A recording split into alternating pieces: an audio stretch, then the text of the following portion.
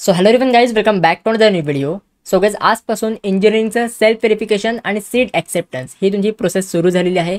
त्याचसोबत तुमची कॉलेज रिपोर्टिंगची पण प्रोसेस सुरू झालेली आहे.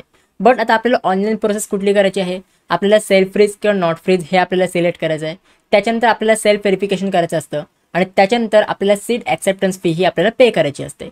आता हे नक्की आपल्याला कसं करायचं आहे तर ते सगळं मी तुम्हाला ह्या व्हिडिओमध्ये एकदम डिटेलमध्ये एक्सप्लेन करणार आहे. सो त्यामुळे तुम्ही ही व्हिडिओ शेवटपर्यंत नक्की बघा आणि जर तुम्ही अजून ह्या व्हिडिओला लाईक नसेल केलं तर लवकरात लवकर लाईक करून घ्या. चला ह्या व्हिडिओला आपण सुरू करूया. तर सगळ्यात पहिले तुम्हाला इंजिनिअरिंगच्या ऑफिशियल कॅप्रॉनच्या पोर्टलवरती यायचं आहे. ह्याची लिंक मी तुम्हाला डिस्क्रिप्शन बॉक्समध्ये प्रोव्हाइड करेन. ह्यावर आल्यानंतर तुम्हाला ऑलरेडी रजिस्टर कॅन्डिडेट ह्यावर तुम्हाला क्लिक करायचं आहे. इकडे तुम्ही क्लिक केल्यानंतर तुमचा ॲप्लिकेशन ID आणि तुमचा पासवर्ड हा तुम्हाला एंटर करून तुम्हाला साइन इन करून घ्यायचं आहे. आता लॉग इन केल्यानंतर तुमच्यासमोर एक असा काही इंटरफेस ह्या इकडे बघायला मिळेल. ह्या इकडे तुम्हाला काय दिलेलं आहे? Current admission details. तुमचं करंट कुठे ॲडमिशन झालेलं आहे का? तर नॉट ॲडमिटेड टिल नाऊ, म्हणजे अजून तुमचं कुठेही ॲडमिशन झालेलं नाही आहे. त्याच्या खाली तुम्हाला काय काय डिटेल्स दिले जातील की तुमचं कुठल्या कॉलेजमध्ये अलॉटमेंट झालेली आहे, कुठल्या ब्रांचमध्ये अलॉटमेंट झालेली आहे. बाकीचे जे पण काही डिटेल्स आहेत इकडे तुम्हाला दिले जातील. त्याच्यानंतर तुम्ही ते बघू शकता, इथे तुम्हाला खाली टेबल दिलेलं आहे आणि ह्या इकडे आपल्याला 4 स्टेप्स दिलेले आहेत. आता ह्या 4 स्टेप्स आता आपल्याला कंप्लीट करायचे आहेत. ही प्रत्येक स्टेप काय आहे? पहिली स्टेप आहे आपली सेल्फ व्हेरिफिकेशनची. आपल्याला सेल्फ व्हेरिफिकेशन करायचं आहे. त्याच्यानंतर सीट ॲक्सेप्टन्स, आपल्याला फ्रीज किंवा बेटरमेंट हे आपल्याला तिथे सिलेक्ट करायचं आहे. त्याच्यानंतर स्टेप नंबर 3 मध्ये आपल्याला सीट ॲक्सेप्टन्स फी पे करायची आहे 1000 रुपीज. त्याच्यानंतर आपल्याला सीट ॲक्सेप्टन्स लेटर्स हे आपल्याला कन्फर्म करायचं आहे. तर हे आपल्याला 4 स्टेप इकडे कंप्लीट करायचे आहेत. तर सगळ्यात पहिली स्टेप कंप्लीट करण्यासाठी तुम्हाला पहिल्या स्टेपच्या पुढे इनकम्प्लीट ऑप्शन दिलेलं आहे, तर त्यावर तुम्हाला क्लिक करायचं आहे. त्यावर क्लिक केल्यानंतर तुमच्यासमोर एक असे डिटेल्स बघायला मिळतील. या इकडे सगळे तुमचे अलॉटमेंट डिटेल्स दिलेले आहेत. सगळे तुमच्या आधी पर्सनल डिटेल्स दिले जातील. त्याच्या खाली सगळे तुम्हाला अलॉटमेंट डिटेल्स दिले जातील. आता खाली तुम्ही ते बघू शकता, इथे तुम्हाला प्रोसीड टू सीट ॲक्सेप्टन्स हा तुम्हाला ऑप्शन दिलेला आहे. तर ह्यावर तुम्हाला क्लिक करायचं आहे.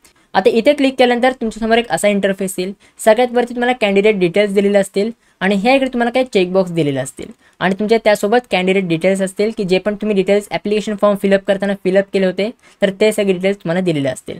आता ह्या इकडे तुम्हाला काय करायचं आहे? प्रत्येक डिटेल्स तुम्हाला चेक करत जायचे की हे डिटेल्स आपले करेक्ट आहेत का. जर ते डिटेल्स करेक्ट असतील तर पुढे तुम्हाला चेकबॉक्स दिलेलं आहे करेक्टचं, तर त्यावर तुम्हाला सिलेक्ट करायचं आहे. तुम्ही ते बघू शकता करेक्ट आणि इनकरेक्ट हे तुम्हाला 2 चेकबॉक्स दिलेले आहेत. जे पण डिटेल्स करेक्ट आहेत तर ते तुम्हाला करेक्टवर सिलेक्ट करायचं आहे आणि जर कुठले डिटेल्स इनकरेक्ट असतील तर ते तुम्हाला पुढे इनकरेक्ट ह्या ऑप्शनवर तुम्हाला क्लिक करायचं आहे. तर सगळे तुम्हाला करेक्ट क्लिक करत जायचं आहे. खाली तुम्ही स्क्रोल केलं तर इकडे तुम्हाला दिलेलं आहे तुमचे HSC मार्क्स. तुम्हाला 10वी मध्ये आणि 12वी मध्ये किती मार्क्स होते तर ते सगळे तुम्हाला ते दिलेले असतील. ते जर तुमचे मार्क्स करेक्ट असतील तर तुम्हाला करेक्ट ह्या ऑप्शनवर तुम्हाला क्लिक करत जायचं आहे. त्याच्या खाली तुम्हाला सगळे डॉक्युमेंट्स दिलेले आहेत, जसे की तुम्ही जे पण डॉक्युमेंट्स अपलोड केलेले आहेत, डोमिसाईल सर्टिफिकेट, नॅशनॅलिटी सर्टिफिकेट, तर हे सगळे डॉक्युमेंट्स तुम्हाला ओपन करून बघायचे आहेत. प्रत्येक डॉक्युमेंट हे तुम्ही ओपन करून बघा. तुम्ही करेक्ट डॉक्युमेंट्स अपलोड केलं आहे ना, तुम्ही व्हॅलिड डॉक्युमेंट्स अपलोड केलं आहे की नाही, तर हे सगळं तुम्हाला व्हेरीफाय करायचं आहे आणि सगळं व्हेरीफाईड असेल तर तुम्हाला ह्यावर सगळं तुम्हाला टिक करत जायचं आहे. आता हे सगळं तुम्ही सिलेक्ट केल्यानंतर तुम्हाला सेव्ह अँड प्रोसीड हे ऑप्शनवर तुम्हाला क्लिक करायचं आहे. आता इथे तुम्ही क्लिक केल्यानंतर तुम्हाला सेल्फ कन्फर्मेशन हे तुम्हाला बघायला मिळेल. सेल्फ कन्फर्मेशनमध्ये तुम्ही काय सांगताय की तुम्ही जे पण डिटेल्स आता ते व्हेरीफाय केलेले आहेत, जे तुम्ही सगळं करेक्ट सिलेक्ट केलेलं आहे, तर हे जे पण तुम्ही सिलेक्ट केले आहेत हे तुम्ही स्वतःच्या रिस्पॉन्सिबिलिटीवर सिलेक्ट केलेलं आहेत आणि हे सगळे डिटेल्स ॲक्च्युअलमध्ये करेक्ट आहेत. जर ह्याच्यापैकी एक जरी डिटेल्स तुमचे इनकरेक्ट असलं किंवा ते तुम्ही करेक्ट सिलेक्ट केलेत बट ॲक्च्युअलमध्ये ते इनकरेक्ट आहे, तर त्यांनी तुमचं ॲडमिशन हे कॅन्सल होईल. तर हे सगळं तुम्हाला ह्या सेल्फ कन्फर्मेशन ह्या बॉक्समध्ये दिलेलं आहे. तर इकडे तुम्हाला चेकबॉक्स दिला असेल तर त्यावर तुम्हाला क्लिक करायचं आहे आणि तुम्हाला सेव्ह अँड प्रोसीड हे ऑप्शनवर तुम्हाला क्लिक करा. आता त्यानंतर इकडे तुम्हाला सिलेक्ट करायला येईल की तुम्हाला फ्रीज करायचं आहे की तुम्हाला बेटरमेंटला जायचं आहे. म्हणजे तुम्हाला कॅप्रॉन 1 मध्ये जे तुम्हाला कॉलेज मिळालं आहे त्याच कॉलेजमध्ये तुम्हाला ॲडमिशन घ्यायचं आहे की तुम्हाला कॅप्रॉन 2 मध्ये पार्टिसिपेट करायचं आहे. आता ज्या पण मुलांना कॅप्रॉन 2 मध्ये पार्टिसिपेट करायचं असेल तर त्या मुलांनी बेटरमेंट ह्या इकडे सिलेक्ट करायचं आहे. तुम्हाला वरती बेटरमेंटचं ऑप्शन दिलेलं आहे, तर त्या ऑप्शनवर तुम्हाला क्लिक करायचं आहे.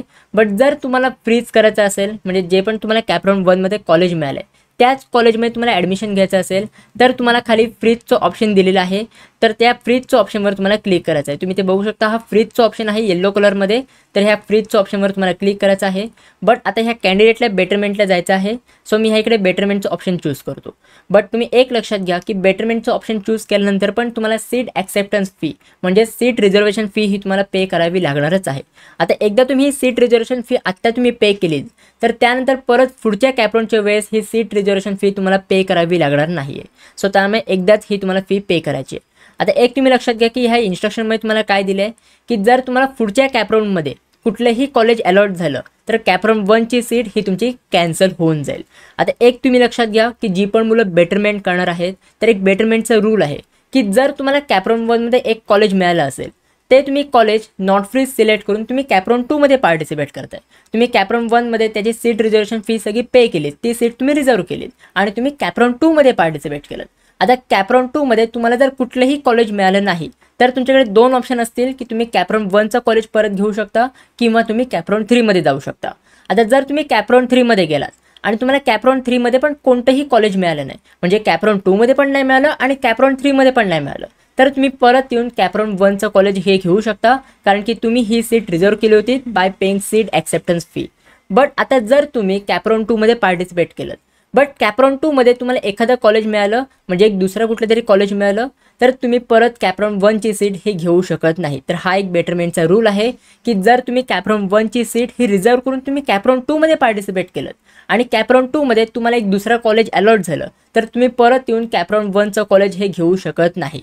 सो त्याच्यामुळे कॅपराऊंड 2ची तुम्हाला ऑप्शन फॉर्म फिलिंग एकदम नीट करायची आहे, कॉलेजची लिस्ट एकदम नीट बनवायची आहे कारण की जर तुम्हाला कॅपराऊंड 2मध्ये कॉलेज अलॉट झालं तर परत तुम्ही कॅपराऊंड 1चं कॉलेज हे घेऊ शकत नाही.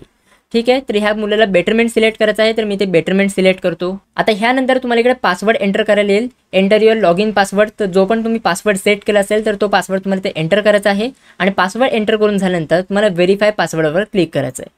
आता त्यानंतर जो पण तुम्ही मोबाईल नंबर हा तुम्ही एंटर केला असेल ॲप्लिकेशन फॉर्म फिलिंगच्या वेळेस तर त्या मोबाईल नंबरवर एक OTP येईल, तर तो OTP इथे तुम्हाला एंटर करायचा आहे आणि व्हेरीफाय OTP फॉर बेटरमेंट, तर ह्या ऑप्शनवर तुम्हाला क्लिक करायचं आहे. आता ज्या पण मुलांनी बेटरमेंट सिलेक्ट केलेलं आहे तर त्या मुलांना असं लिहून येईल की verify OTP for betterment.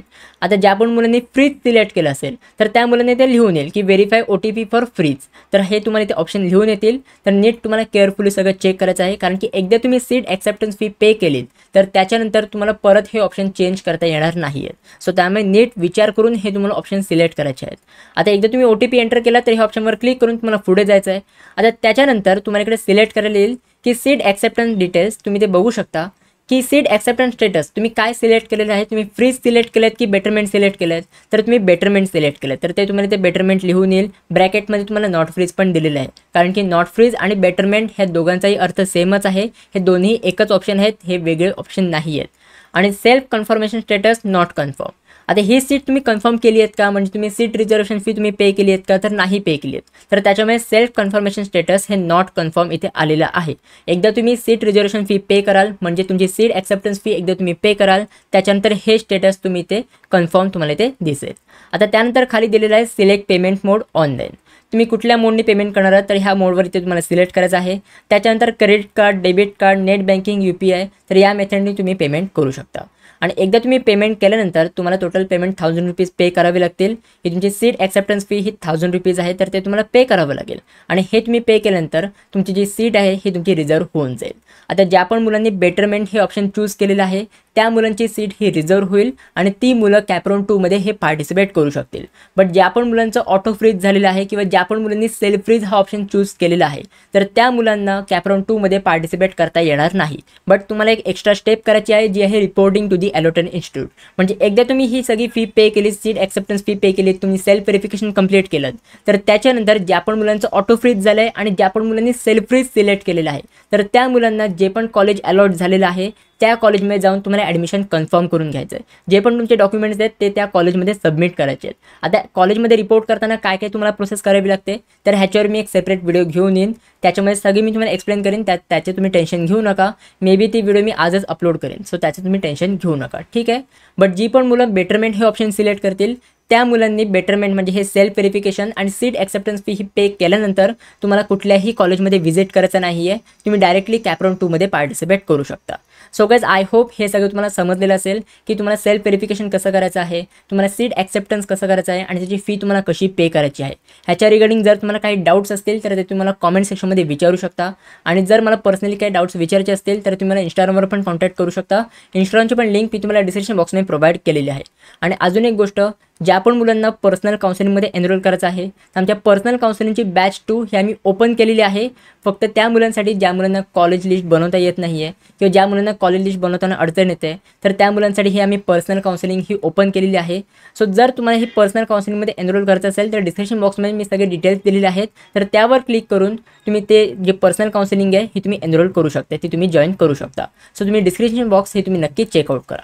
So guys that's it for video. कशी वाटली तुम्हाला ही व्हिडिओ आवडली असेल तर नक्की लाईक करा, शेअर करा, सबस्क्राईब करा. भेटूया पण पुढच्या व्हिडिओमध्ये. तोपर्यंत बाय बाय, सी या and have a good day.